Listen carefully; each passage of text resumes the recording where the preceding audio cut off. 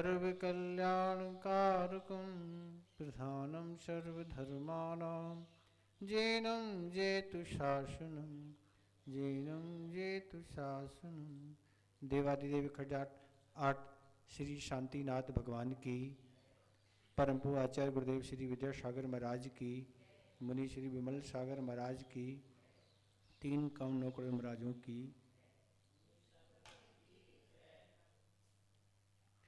आचार्य ने आगम ग्रंथों में लोभी व्यक्तियों की अनेक कथाओं का वर्णन किया है कि संसार में जो लोभी प्राणी होते हैं उनकी किस तरह की दशाएं होती हैं। एक कथानक आता है कि एक व्यक्ति है और वह दरिद्र कुल में उत्पन्न हुआ है, जिसके पास पर्याप्त भोजन भी नहीं है, वस्त्र भी नहीं है, और भी जो भी आवश्यक सामग्री है वह उसके पास नहीं है। दरिद्रता एक बहुत निकृष्ट चीज है कि जिस दरिद्रता के कारण व्यक्ति को भोजन आदि जो भी वस्तुएं हैं उनको प्राप्त करने के लिए दूसरे के सामने हाथ फैलाना पड़ती है। तो इस तरह वह व्यक्ति बहुत परेशान रहता है और पत्नी भी इसी तरह दुखी रहती है, और दोनों अपनी कलाओं को दिखा के नगर नगर गांव में जाते थे। उस कला दिखाने के बाद जो भी धन उपलब्ध होता था उस धन से अपने परिवार को चलाते थे। पर धन की जितनी आवश्यकता थी उतनी धन की उपलब्धि उन्हें प्रतिदिन नहीं होती थी। इसलिए हमेशा यही चिंता का विषय रहता था कि किस तरह हमें पर्याप्त धन प्राप्त हो जिससे हम अपने परिवार का पालन पोषण अच्छी से कर सकें। काफी दिन हो चुके थे, पर एक दिन सोचा हमारे नगर का जो राजा है वह बहुत धन वैभव से संपन्न है और शायद ये दरिद्रता हमारी दूर हो सकती है। हम नगर जगह जगह तो यह अपना कला प्रदर्शन करते हैं, पर दोनों पति पत्नी ने विचार किया अपन राजा के पास आज चलते हैं और अपनी कला दिखाने का निवेदन राजा के समक्ष करेंगे, और अगर राजा हमारी जब कला देखेगा तो हमें अपार धन देगा, और अपार धन मिलने से हमें जो प्रतिदिन यह कला दिखाना पड़ती है और हमें पर्याप्त जो पैसा नहीं मिलता है, और राजा अपार धन देखा तो हमेशा हमेशा के लिए वह हमारी दरिद्रता दूर हो जाएगी। ऐसा दोनों ने विचार बनाया और दोनों पति पत्नी राजा के समक्ष पहुंचे, अपना परिचय दिया कि हम उस नगर से आए हैं और राजन हम कला दिखा के अपना जीवन व्यतीत करते हैं, पर आज हमारा भाव है कि आपको हम कला दिखाना चाहते। राजा ने मना कर दिया, हमें आपकी कला नहीं देखना। राजा ने क्यों मना कर दिया? राजा ने इसलिए मना कर दिया कि कम से कम 1 रुपया तो देना पड़ेगा, और 1 रुपया राजा के देने के लिए बहुत बड़ा काम था, क्योंकि राजा बहुत बड़ा लोभी और कंजूस था। राजा ने मना कर दिया। जिस आशा को लेके दोनों गए थे उस आशा पर पानी फिर गया। उदास हो गए, अब घर तो वापस फिर चलना है, पर एक मन में विचार आया शायद मंत्री से निवेदन करने के उपरांत राजा हमारी बात को स्वीकार कर ले। वे दोनों मंत्री के पास गए, मंत्री को के सामने अपनी बात रखी कि इस तरह राजा ने मना कर दिया, पर शायद आपकी कृपा हो जाए तो राजा हमारी कला देखने के लिए तैयार हो जाए। मंत्री के सामने बात रखी। मंत्री कहता है हाँ राजन से हम बात करते हैं, और मंत्री ने जैसी बात रखी राजा के समक्ष तो राजा ने यही बात की, कला देखने में कोई बाधा नहीं, पर रही पैसे की बात तो 1 रुपया कौन देगा। मंत्री कहता, आपको सिर्फ कला देखना है, आपको पैसा नहीं देना, बाकी काम हमारा है, हम कर लेंगे, आपको तो कला देखना है। तो राजन तो तैयार हो गया, हम कला देख लेंगे, बस कला हम देख लेंगे, जहाँ हमारा शयन कक्ष है वहीं हम ये कला देखेंगे। मंत्री ने कह दिया ठीक है, और मंत्री ने उन कलाकारों को स्वीकृति दे दी कि आज रात्रि में तुम लोगों को कला प्रदर्शन करना है। राजा का जो स्थान था बहुत सुसज्जित व्यवस्थित किया गया। समय पर कार्यक्रम होने के पूर्व ही जो भी राजा मंत्री आदि प्रजाजन सारे के सारे उस कला प्रदर्शन को देखने के लिए उपस्थित हुई, और दोनों पति पत्नी के रूप दोनों कलाकारों ने अपनी कला दिखाना प्रारंभ कर दिया। एक से एक कला वह दिखा रहे हैं, बड़ी अच्छी तरह सारे के सारे बैठे हुए लोग कलाओं को देख रहे हैं। पर कला को दिखाते दिखाते लगभग 2-3 घंटे व्यतीत हो गए। कलाकार की पत्नी कहती है अपने पति से, इतनी सारी कला हमने प्रदर्शन कर दी, पर अभी किसी ने कुछ हम लोगों को दी ही नहीं।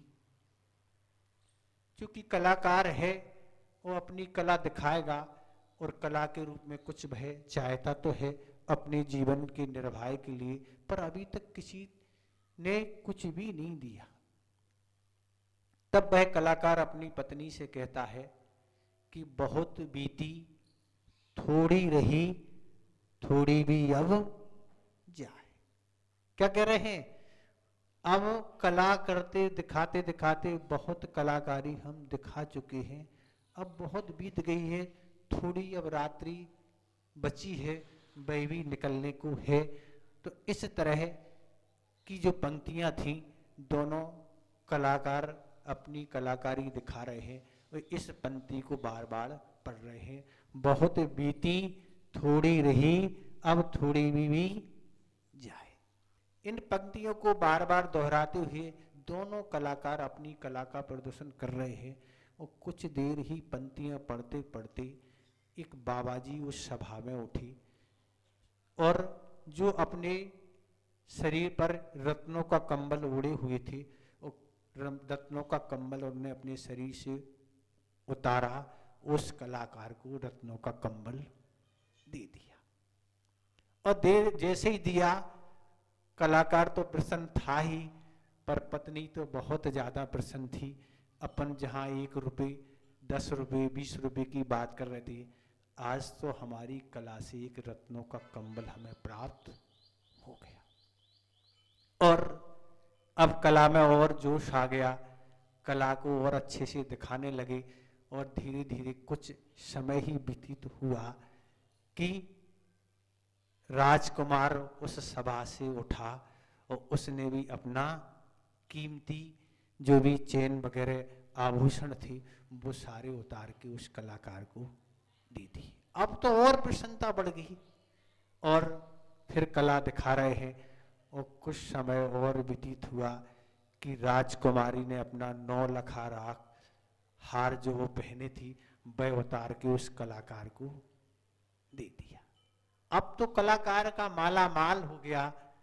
जो उदासीनता थी वह उदासीनता हर्ष के रूप में बदल गई, और सारा देखते देखते यह सारा दृश्य वह राजन देख रहा था, और देखते देखते राजन को क्या हो गई, मूर्छा आ गई। जिसने आज तक 1 रुपया नहीं दिया हो और देने की कोई बात नहीं हो, उसके सामने इतनी कीमती कीमती वस्तुएं दी जा रही हैं। इसको इस तरह से राजा को मूर्छा आ गई कि जिस स्थान पर वह बैठा हुआ था उसी स्थान पर वह गिर पड़ा। और गिर पड़ा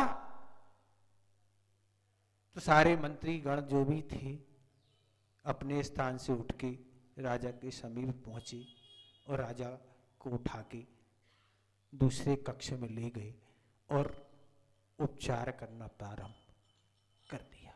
अब जो कला प्रदर्शन अभी तक हो रहा था वह तो सारा बंद हो गया। सारे कलाकार को देखने वाले लोग भी अपने यथास्थान चले गए। अब राजा का उपचार प्रारंभ हो गया। जो भी राजा को मूर्छा आई थी उस मूर्छा के लिए तरह तरह के वैद्य बुलाए गए। उनसे पूछा गया कि आखिर राजन को हो क्या गया, और जो भी तत्संबंधी उपचार था वह उपचार किया गया और 2-4-6 दिन के अंदर राजा पूर्ण स्वस्थ हो गया। स्वस्थ होने के बाद मंत्रीगणों ने राजन से पूछा, राजन इतनी अच्छी सब कला प्रदर्शन थी, सब अच्छे से दिख रहे थे, आपको अचानक क्या हो गया? तो राजन कहता है, इस बात का उत्तर हम बाद में देंगे। सबसे पहले तो उन बाबा जी को बुलाओ जिनने एक रत्न कीमती कंबल उस कलाकार को प्रदान किया। मंत्रीगण ने उस बाबा जी को बुलाया। बाबा जी वहां उपस्थित हुए। राजन ने उन बाबा जी से पूछा, तुमने अपना इतना कीमती रत्न कंबल क्यों दे दिया? तब बाबा जी ने बताया,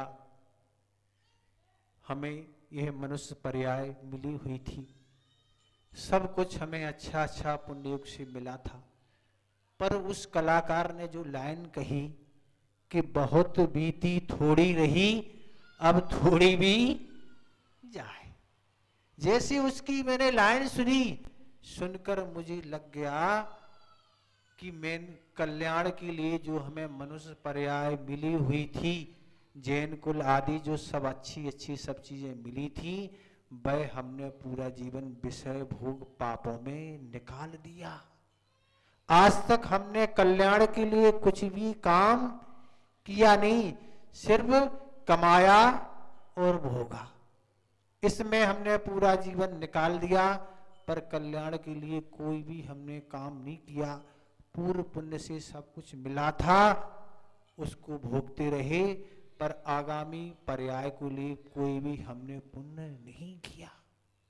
पर इस कलाकार की लाल ने क्या कह दी कि बहुत बीत गई बाबा जी, अब थोड़ी बची, जितनी शेष बची है उस तो में कुछ पुण्य धर्म कर लो, कुछ कल्याण का काम कर लो। अगर पुण्य धर्म नहीं करोगे तो तुम्हारी आगामी पर्याय क्या है, खतरे में है, तुम दुर्गति के पात्र बन जाओगे।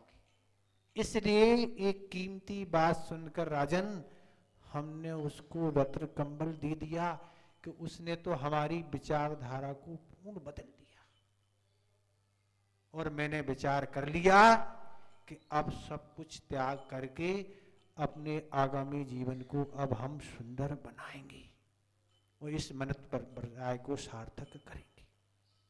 राजा को भी बहुत अच्छी लगी बात कि कितना विवेक से काम किया, और मैं लोभी पापी किस लोभ में फंसा हूं कि रात दिन धन की ही सुरक्षा कर रहा हूं, जिसके कारण हमारी दुर्गति ही होगी। दूसरे नंबर पर राजन ने राजकुमार को बुलाया।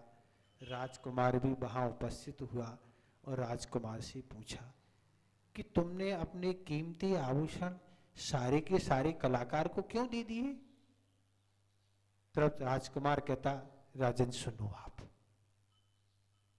आपने हमारा विवाह नहीं किया, कोई चिंता की बात नहीं, पर हमारी जो बहन है, राजघराने की बहन है, और आपके अंदर लोभ वृत्ति इतनी चढ़ी हुई है कि आपका कुछ धन खर्च ना हो जाए, इसलिए आज तक आपने मेरी बहन का विवाह नहीं किया। इतनी बड़ी बहन हो गई है, नगरों में चर्चा है आखिर कि इसका विवाह कब होगा, पर लोभ वृत्ति के कारण आपने विवाह नहीं किया कि इसमें धन वैभव खर्च होगा। तो मैंने आज विचार किया था कि आज आपको समाप्त करना है, और समाप्त करके मैं स्वयं राजगद्दी पर बैठ के सबसे पहले मैं अपनी बहन का विवाह करूंगा।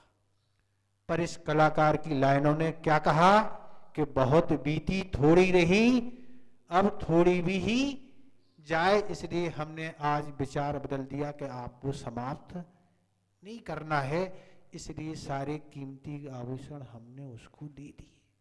राजन को ये भी सब सुनकर ठीक लगा कि कितना विवेकी हमारा पुत्र है, पर हम लोभ वृत्ति के कारण हमारी बुद्धि किस तरह से भ्रष्ट हो चुकी है, हमें इतना भी विवेक नहीं।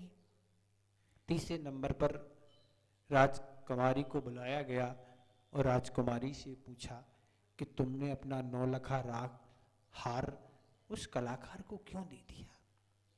तब राजकुमारी ने यही बात कही, पिताजी इतनी उम्र हमारी हो गई, आपने विवाह नहीं किया, हम राजघराने की कन्या हैं, नगरों में क्या चिंता होगी इस बात की। तो आज हमारा विचार था कि आपने विवाह नहीं किया, पर आज रात्रि में हमें मंत्री के पुत्र के साथ भागना था। मैंने पक्का विचार बना लिया था कि आज हमें भागना है और मैं जाने वाली थी, पर इस कलाकारों की लान से क्या कह दिया, बहुत बीती थोड़ी रही अब थोड़ी जाए, इसलिए हमने सब्र पकड़ी और अपना प्लान चेंज कर दिया, जो होगा अच्छा होगा, पर आज नहीं भागना हमें। इस तरह हमने 9 लखा हार किसको, उस कलाकार को दे दिया। ये बात राजा को सुन के सही समझ में आई कि मेरी लोभ वृत्ति, कंजूस वृत्ति ने क्या कर रखा, कैसी हमारी स्थिति होती कि हमारा जीवन ही समाप्त हो जाता राजकुमार के द्वारा अगर ऐसा कार्य किया जाता।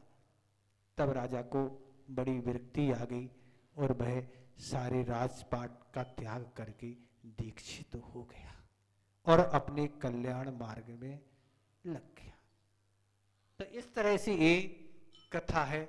अब आपको क्या प्लान बनाना है, आपने इस कथा को सुनकर क्या विचार बनाया है कि मनुष्य पर्याय कल्याण के लिए मिली है, पर संसारी प्राणी विषय भोगों में रात दिन लगा है।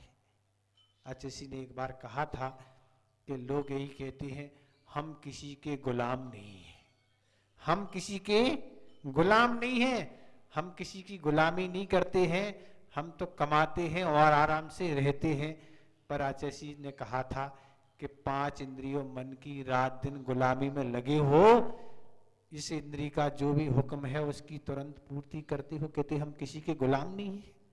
मन की गुलामी में रात दिन लगे हो, मन का जो भी हुक्म है, चाहे रात के 12 बजे हो, चाहे रात के 4 बजे हो, चाहे दिन के, बस जो भी मन ने हुक्म दिया ये चाहिए, इंद्री ने हुक्म दिया ये चाहिए, बस उसकी गुलामी में लगे हो, कह रहे हम किसी के गुलाम नहीं हैं। ये तो सबसे बड़ी गुलामी है। गुलामी से अगर रहते हैं तो ऐसे अपने भगवान तीर्थंकर हैं, मुनि हैं, जो उनकी गुलामी से दूर हो चुकी है। तो इस तरह यह कथा का अर्थ यही है कि मनुष्य पर्याय, अच्छा कुल, सब कुछ अच्छा अच्छा सब मिला है, वो सब इसलिए मिला है कि अपने जीवन को अच्छा बनाओ और अपने जीवन को धर्म में लगाओ।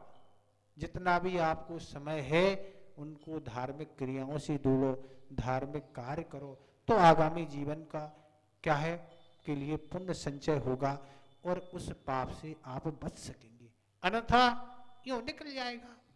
हर पर्याय आती है और निकल जाती है, मनुष्य पर्याय तो बड़ी दुर्लभता से मिलती है, बहुत कीमती है, सरलता से मिलने वाली नहीं है, अभी मिल गई है, पर और पर्याय तो सरलता से प्राप्त हो जाती हैं, पर मनुष्य बनना बहुत दुर्लभ है, दुर्लभ से भी दुर्लभ है, उसकी कीमत आप समझो। तो इसलिए यह कथा रखी कि उन तीनों में तो विवेक जागृत हो गया और उन्होंने विवेक से अपना काम कर लिया और अपने आगामी जीवन को सुंदर बना लिया। पर आप क्या करने वाले हैं तो आप सोचें। इस संसारी प्राणी में अनेक प्रकार के लोभ छाए हैं, किसी में विषयों का लोभ है, कहीं धन का लोभ है, कहीं प्रसिद्धि का लोभ है, तरह तरह की संसारी प्राण पे लोभ है। लोभ तो लोभ ही है, ये 10वें गुणस्थान के अंत में जाता है। अगर कोई जाने वाली चीज है कसायों में तो सबसे अंत में लोभ जाने वाला है। तो इस लोभ वृत्ति को, इन पाप वृत्तियों को छोटो, विचार करो, अपना पूरा जीवन धर्ममय व्यतीत हो, तब तो अच्छा होगा। नहीं तो ये पर्याय भी जाने, मनुष्य तिर्यंच का तो अकाल मरण हो सकता, देव और नारकियों का अकाल मरण नहीं होता। जितनी उनको आयु मिली है, देव और नारकी तो पूर्ण ही भोगते हैं, पर मनुष्य तिर्यंच का कोई ठिकाना नहीं एक पल का भी भरोसा नहीं कब यह पल समाप्त हो जाए। तो इसलिए हमने कल भी यही कहा था कि सानिध्य मिला है, कुछ लाभ उठा लो, बाकी सब व्यापार घर के काम तो सब चल ही रहे हैं और सब चलते रहेंगे, पर आपको क्या करना है, ये विवेक आपको जागृत रखना है। सर्दी का मौसम है, ये हवाएं हैं, फिर भी हम आपकी निवेदन पर आ गए, चलो इनको कुछ सुना देंगे, और एक आध दिन बचा फिर पंचकाणक चालू होने वाला है ना, ठीक है। तो इसलिए अपने जीवन को इन कथाओं के माध्यम से आप अपने जीवन को अगर स्वाध्याय से जोड़ेंगे, ऐसे महापुरुषों की कथाओं से जोड़ेंगे, सतियों की कथाएं पढ़ेंगे, तब आपको लगेगा कि महापुरुषों को भी कितना संघर्ष करना पड़ा, तब वह इस संसार का अभाव कर पाए। उन पर भी आपत्ति विपत्ति आई, ऐसा नहीं कि हमको लग रहा हो कि हम पर ही सब आपत्ति विपत्ति टूट रही है। सब विपत्ति और सब आपत्ति होते हुए भी उनने धर्म नहीं छोड़ा। जिस धर्म को उनने अपनाया उस धर्म में लगे रहे, अंतिम लग तक करते रहे, और अंत में उन्होंने अपने लक्ष्य को प्राप्त कर लिया। सोचो, सीता की तरह अगर ऐसे वन में किसी महिला को छोड़ दिया जाए तो क्या दशा होगी, बताओ ना। पर सीता ने धर्म नहीं छोड़ा और धर्म के फलस्वरूप ही उसकी सारी व्यवस्था हो गई और आगामी जीवन अच्छा बन गया। ये अंजना की स्थिति है। एक से एक कथाएं पढ़ेंगे महापुरुषों और सतियों की, तो आपको लगेगा, आपको रास्ता मिलेगा कि हमें अपना जीवन कैसा जीना चाहिए, नहीं तो ये सारा और पापों में ही अपना सारा जीवन निकल जाएगा। इसलिए कथा को हमने बहुत संक्षेप से आपको सुना दिया। इस कथा का चिंतन करके आप अपने जीवन को बदल सकते हैं। इस मनुष्य पर्याय की आप कीमत समझें, चिंतन करें, कुछ स्वाध्याय करें, आहार दान करें, स्तुति करें, भगवान का पंच परमेष्टि का जाप करें, जो भी अच्छा हो सकता है उनके माध्यम से पुण्य का संचय करें। नहीं तो कब अकाल मरण, कब मरण हो जाएगा, कोई भी भरोसा नहीं। अच्छे चक्रवर्तियों को ऐसे अब धन वैभव पूर्ण पुण्य से मिला था, पर भोग के कारण उन दो चक्रवर्ती को नरक में जाना पड़ा। तो ये दशाएं हैं। धन वैभव मिलना बुरा नहीं, धन वैभव मिलना तो अच्छी बात है, पर धन वैभव के मिलने से उसका सही उपयोग होना चाहिए। उसका उपयोग ऐसा हो जिससे हमें आगामी जीवन के लिए पुण्य का बंध हो। हमारा धन सत कार्य में लगे, अच्छे कार्य में लगे, दान पुण्य में लगे, और हम अपना अच्छा जीवन बनाए तो पुण्य होगा। धन मिला है, हम किसी विषय भोग पापों में लगाते जाएं और पुण्य संचय हो जाए, ये संभव नहीं।